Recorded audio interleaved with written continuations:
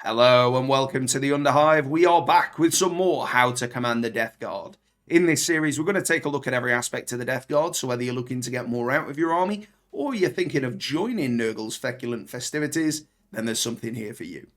In this episode, I wanted to look at a potential counter play to the Votann. Now, this isn't one specific play, but rather a series of things that we might do in order to mitigate the power level of the Votann. Now, of course, they do have weaknesses, but the general consensus is that the Votann are overtuned and are in need of some amount of a nerf. Even going so far as for one tournament organizer to ban them from tournaments before they're even fully released and able to be played in tournaments. But ultimately, that will start by taking a look at the key strengths and weaknesses of the Votann and looking at what we can do to maximize our play into the weaknesses and mitigate their strengths as much as possible.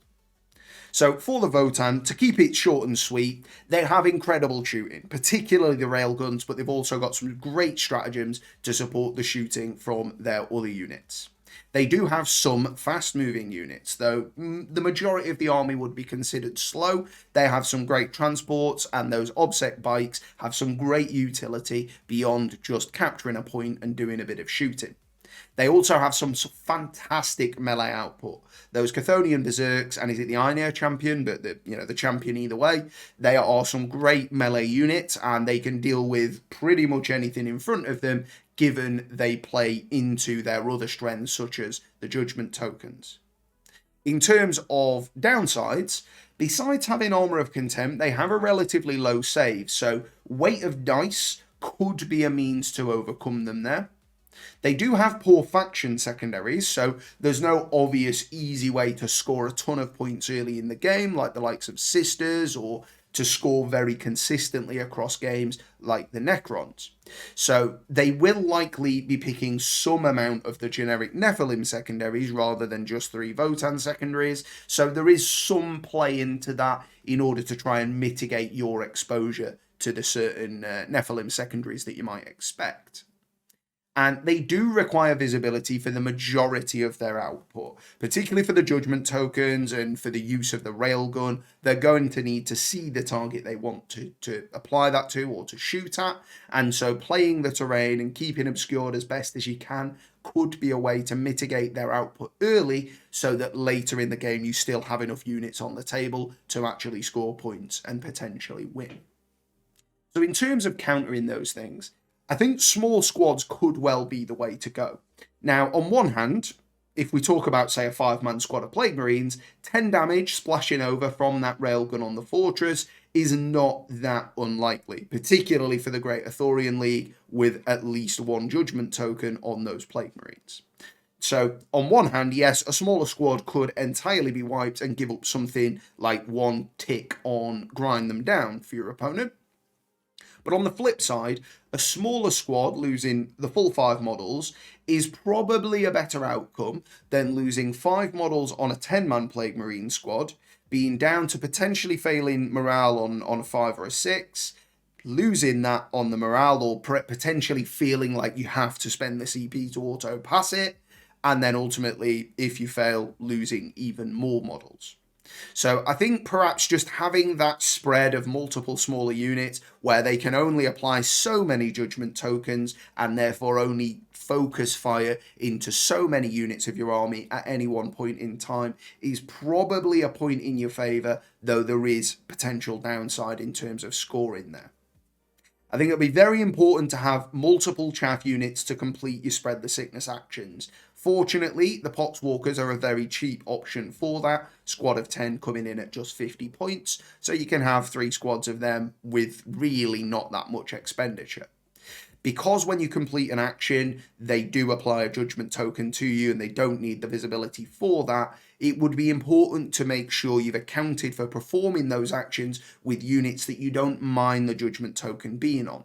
The Judgment token going on to those Poxwalkers might then entice the opponent to use some of their firepower into those Poxwalkers where they don't otherwise need the auto wound, but at least that's not going into some of your more high value units. But it would be important to state that just leaving that squad of Poxwalkers on an objective is a surefire way to have the Votann target it and remove your ownership of that objective outside of the missions where it remains yours because they're OBSEC until the opponent claims it. So in that scenario, they would at least have to come and step onto the objective to take it off you. Fast and flying units, I feel, are going to be the order of the day. Because they do have some fast flying units of their own, it would be important to have a threat that can go out and meet them as quickly as possible. The drones I am really a big fan of at the moment. I think the Flesh Mower just has such a great profile into so many units you will see across every faction. Particularly those units that want to reach out and trade early. The Bloat Drone generally has the strength to wound on 3s, if not 2s, given the contagion effect as well, reducing that toughness by 1. So chances are, even without the wound rerolls, you should be able to push a good number of saves. It's 2 AP, so even with their Armour of Contempt, it's going down to 1.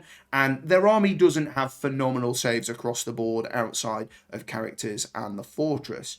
So into those fast-moving bikes or into a squad that's maybe come out of one of the transports, that could be a great way to deal with a unit early.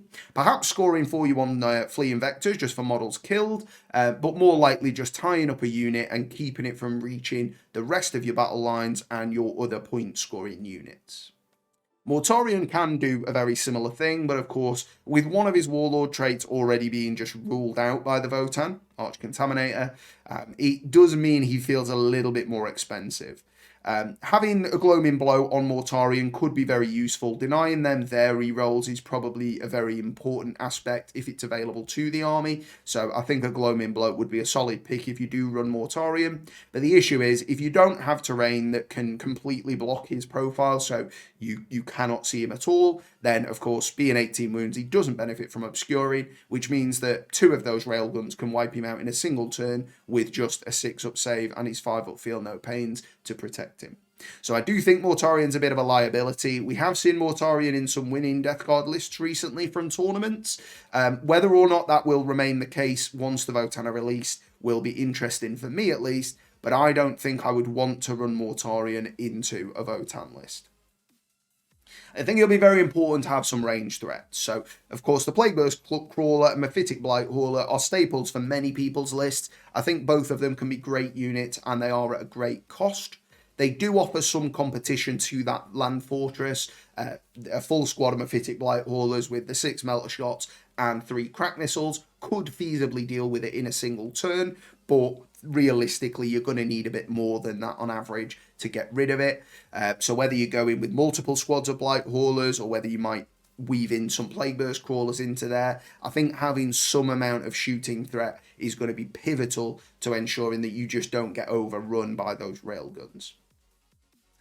Once those sorts of vehicles are dealt with, the likes of the Mephitic Blight Hauler and Plague Burst Crawler should be able to outrange their infantry quite well, though they aren't necessarily the best profiles to go into infantry threats. It's also going to be incredibly important to play the terrain, so I touched on this earlier, but maximising your movement up to the terrain but still remaining obscured by it will be very key, so that as they move forwards you can move through the terrain and look to make a charge. A good player isn't going to give you that option. They may, in turn, for you playing KG, they may also play KG. And I do think that Votann have the advantage in terms of the damage output that they can push, both from their melee units in melee and from their ranged or mixed units at range. So pushing onto that central objective in a 5-objective map is probably a death sentence if their gun line can see you. So I think playing KG to begin with, maximising the use of the terrain, preventing your losses early will give you the best possibility to try and outscore on secondaries, if not the primary, later in the game. In terms of secondary play, I think Spread the Sickness is still going to be an auto take. Again, as long as we've got some units that don't mind cleaning up the action and therefore taking that Judgment token and allowing the rest of our Hammer and Anvil units, our Terminators, our Plague Marines, to go into the engagement without those Judgment tokens as much as we can at least. Of course, killing a Votann unit will earn you a Judgment token, so there's only so much you can do to mitigate that. Fleeing Vectors could be a decent pick here. There will be a reasonable amount of infantry in the Votann lists, I'm sure, and so getting your number of models killed might not be out of the realms of possibility, but they don't have fantastic leadership across the board. So you may well be able to convert a failed morale into 3 victory points per turn on Fleeing Vectors. And of course, that can score in your turn and the opponent's turn in the same battle round. So you don't need to score the points early. You just need to maximize as many morale failures as you can throughout the game. You have got the stratagem there for if a Terminator kills a model, you can inflict -4 leadership. And of course, Relic, the Plaguebringer, could be a reasonable pick on some Blight Lords. I actually think Blight Lords might be a decent shout, just given they've got that ranged option, even if it's just bolters, because into their typical infantry, you don't care about armor contempt, it's no AP anyway, and just a 4-up save means that a reasonable amount of those shots should go through if we're talking about massed combi bolt of fire from Terminators. Though it isn't going to help you score the second part of Fleeing Vectors for Plague Weapon kills, sadly. Psychic Secondaries could be a choice. They will almost certainly run that Psyker option they have. He seems like an incredibly strong unit. Being able to wipe out, I think even Gilliman Auspex did a video on. I didn't see that one yet, but I'm pretty sure they've got some rules, you know, ignore lookout surge, just deal crazy amount of damage. I don't think there's any reason for them to not take that Psyker, but the fact that it's a Psyker is an added benefit. So it'll be important if you're wanting to take a Psychic Secondary that you stay out of range with the Psyche you're planning to use, which is somewhat difficult for Death Guard. I like to use a Psychic Secondary on my Demon Prince, but of course he wants to get up in the thick of it because he is a melee beat stick as well. The likes of the Plaguecaster doesn't necessarily need to get into melee, doesn't do an awful lot, though he's no slouch. But of course, you're giving up 2 spell casts with the Malignant Plaguecaster, and those additional mortal wounds on good casts can be a big game changer, even though it's potentially only 1 mortal wounds. That could be 1 or 2 mortal wounds. That could be enough to kill an extra model and help fail morale. So again, I think it's a tough spot to be in because giving them the option to deny those points is exactly what they'll be looking for. In terms of giving up secondaries, do not give up Assassinate. If you bring 5 or more characters, you are playing right into their hands. I think Votann players will be looking for the chance to take an Assassinate wherever they can. I think even 10 points on an Assassinate is probably not that bad for them. Fortunately, the Death Guard characters are fairly tanky, but given that champion's ability to just eat whatever it wants in terms of an enemy duelist, I don't think characters in Death Guard are safe. Again, given that Psyker can target without lookouts, and just the fact that they've got those mental railguns, so whoever is giving you lookouts is probably going to eat some railgun shots. I think just Assassinate is just far too easy for them to score if you bring that many characters. So I think I'd keep that to no more than 4 characters, 3 if you can, just to make sure it's really not an appealing option. No prisoners is going to be difficult not to give up, but if you are bringing in some gunline units, you know, some Plagueburst crawlers, some Blight haulers, then you're probably not going to have that many infantry models on the board to give up the no prisoners. Might only limit them to sort of 8-9 points rather than 12-13. 8 and 9 points still isn't bad for Votann, so they may still pick that, but if you can limit them to scoring no more than 8 or 9, that is going to work in your favour there.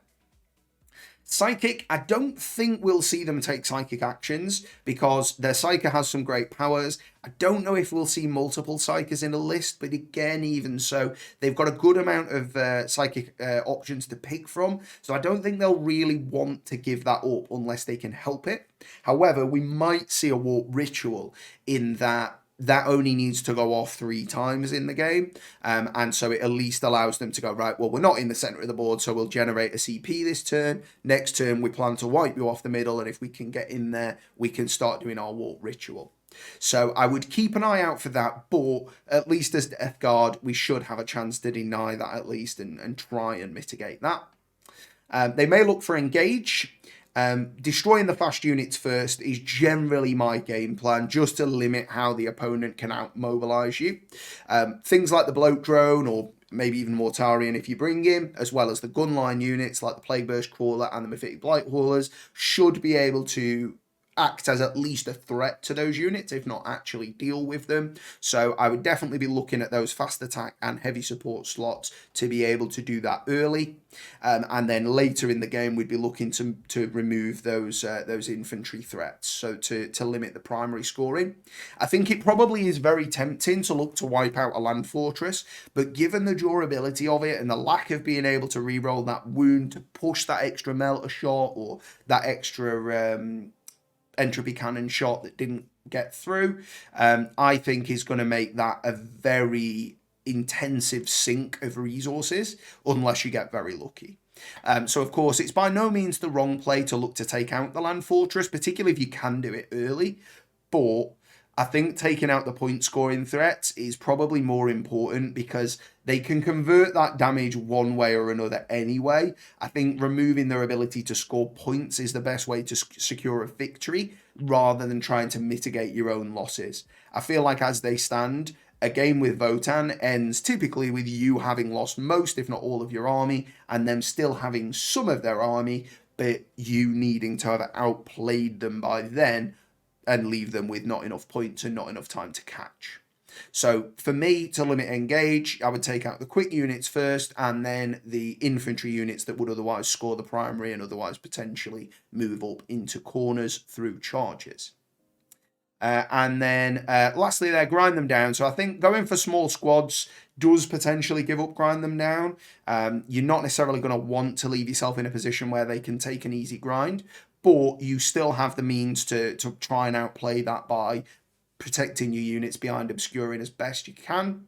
I think on one hand, whilst you might give up grind, I think there's just a certain amount of you're going to have to give up some points here and there. And I think maybe giving up grind is probably not the worst. You might be able to mitigate the chance of them scoring it turn 1 and turn 2, which leaves them on maybe 9 points, maybe up to 12. Whilst that is probably a very good score for the Votann, there's only so much you can do. And unless they see a nerf, I don't think they're going to have much trouble scoring grind against a majority of armies out there. That railgun goes some way to removing one unit outright because of that damage carryover, particularly in Great Arthurian League with their character Uthar. But otherwise, they really just seem to have the damage output needed and craved by probably every faction out there. So I don't think mitigating grind is something that anybody's going to be able to do very well. It will just come down to how well you can obscure your units. And with that said, I think striking in Terminators on turn 2 is probably the way to go, just so that they're not on the board turn 1. You've got room to move in all your other units behind terrain, and then you can strike them in turn 2 and hopefully look to move something up and protect the remaining units. So that's it for my counterplays. As it goes, I don't feel that confident that that will counter it, but that is the best we've got right now. Hopefully they do see a bit of a nerf, just so it's not going to be an entirely feel-bad game when we come up against them. But we'll see. It's in the power of James Workshop now to sort it, and we'll just have to see what they do in reaction to the community's thoughts.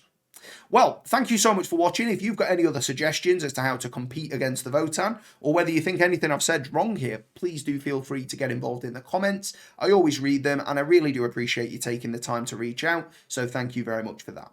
Otherwise, if you're enjoying the series, I really appreciate it if you leave a like or you want to subscribe to the channel. Really does mean a lot to me. But otherwise, thank you so much for watching, and I'll see you next time in the Underhive.